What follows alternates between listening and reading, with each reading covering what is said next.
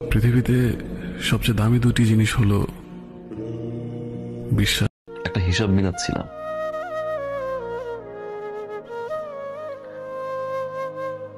আমরা পুরুষরা খুব অদ্ভুত।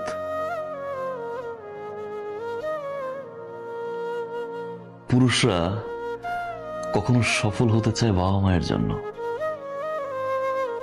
কখনো সফল হতে চায় প্রিয় মানুষটাকে পাওয়ার জন্য, একটা সময় খেটে মরে স্ত্রী আর সন্তানের জন্য, পরিবার প্রিয়জনের হাসিতে হাসে,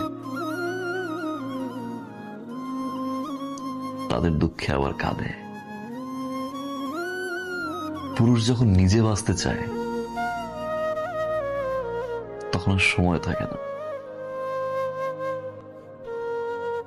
আমরা পুরুষরা বাঁচি অন্যের জন্য। পৃথিবীতে সবচেয়ে দামি দুটি জিনিস হলো বিশ্বাস আর অপেক্ষা। বিশ্বাস যা সবাই রাখতে পারে না, আর অপেক্ষা যা সবাই করতে পারে না।